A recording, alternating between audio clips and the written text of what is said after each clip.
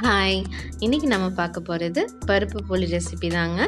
அந்த வீடியோ பார்க்குறதுக்கு முன்னாடி நம்ம சேனலை நீங்கள் ஃபஸ்ட் டைம் பார்க்குறீங்கன்னா மறக்காமல் சப்ஸ்கிரைப் பண்ணிக்கோங்க.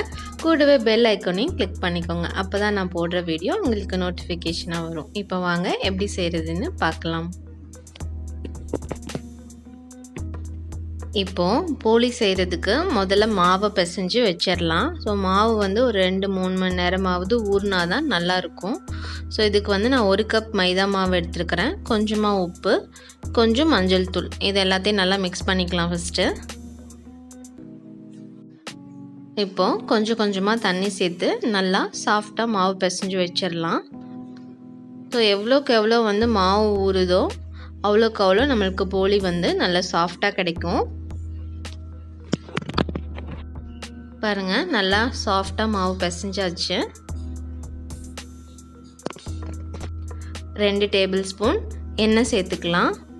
ஏன்னா நம்ம 2 அல்லது 3 மணி நேரம் நம்ம வந்து மாவு வந்து விடுறதுனால மாவு ட்ரை ஆகிடும். ஸோ அதனால் எண்ணெய் தேய்ச்சி மூடி வச்சிடலாம். அடுத்து பருப்பு ஊற வச்சிடலாம். இங்கே நான் 3/4 கப் கடலைப்பருப்பை வந்து 2 மணி நேரம் ஊற வச்சுருக்கிறேன். பாருங்கள், பருப்பு நல்லா ஊறி பெருசாகிடுச்சு. இப்போ நான் அந்த தண்ணியெல்லாம் வடிச்சிட்டு குக்கருக்கு மாற்றிக்கிறேன்.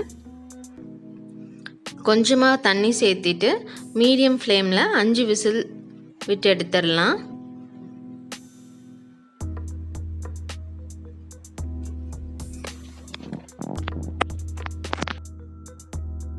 இப்போ பாருங்கள், பருப்பு வந்து நல்லா குழையாக வெந்துருச்சு. இப்படி தொட்டு பார்த்தா நல்லா சாஃப்டாக மசிகிற மாதிரி இருக்கணும். இப்போது எக்ஸஸாக இருக்கிற வாட்டர் எல்லாத்தையும் நம்ம வந்து வடித்து எடுத்துக்கலாம். ஸோ தண்ணி வந்து சுத்தமாக வடித்து எடுத்துருங்க, இல்லாட்டி ஸ்டஃபிங் நம்ம வந்து ரெடி பண்ணும்போது தண்ணியாக ஆகிடும். ஃபில்லிங் செய்ய ஸ்டார்ட் பண்ணிடலாம். இப்போ ஒரு பேனில் வந்து நம்ம குக் பண்ணி வச்சுருந்த தாலை வந்து ஆட் பண்ணிக்கலாம்.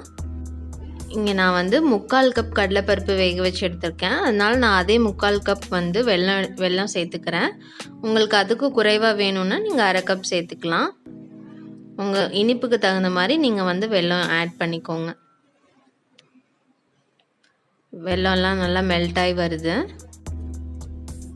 பாருங்கள், வெல்லம்லாம் நல்லா உருகிருச்சு.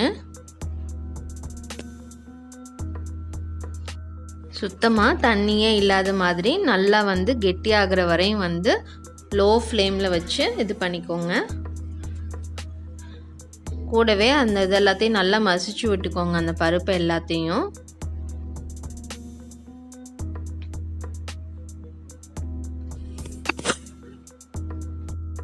பாருங்கள், இந்த கன்சிஸ்டன்சிக்கு உருண்டை பிடிக்கிற கன்சிஸ்டன்சிக்கு வர மாதிரி பார்த்துக்கோங்க. நாம் ரெடி பண்ணி வச்சிருந்த ஃபில்லிங் வந்து நல்லா ஆறுனதுக்கு அப்புறமா நம்ம ஜாருக்கு மாற்றிக்கலாம்.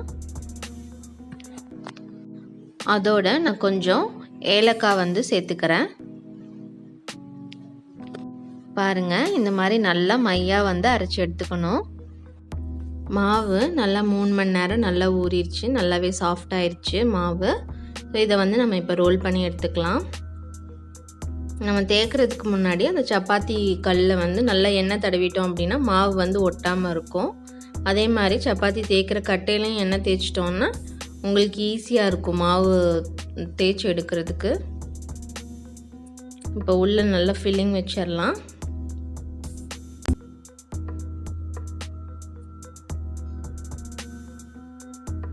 ஃபுல்லாக நல்லா கவர் பண்ணிவிட்டு இப்போ வந்து தேய்ச்சி எடுத்துடலாம்.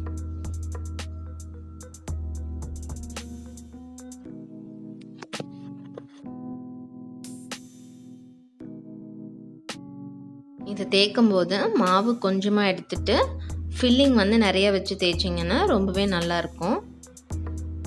இப்போது தேய்ச்சி வச்சுருந்ததை நம்ம தோசைக்கல்லுக்கு போட்டு எடுத்துடலாம்.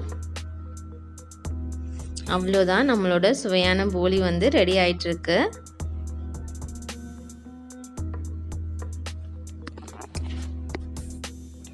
இதில் நீங்கள் வந்து ஃபுல்லாக மைதாவாக யூஸ் பண்ணாமல் 1 கப் கோதுமை மாவு, 1/2 கப் மைதா, அந்த மாதிரி கூட நீங்கள் வந்து யூஸ் பண்ணிக்கலாம். ஸோ நான் இங்கே வந்து ஃபுல்லாகவே வந்து மைதா தான் யூஸ் பண்ணியிருக்கிறேன். இப்போ பாருங்கள், நல்லா 2 பக்கமும் வெந்துருச்சு.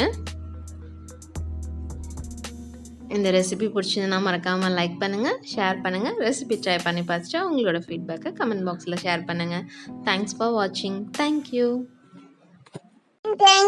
நாம இன்னைக்கு என்ன பண்ண பார்க்க போகிறோம்னா ரெசிபிஸ்னா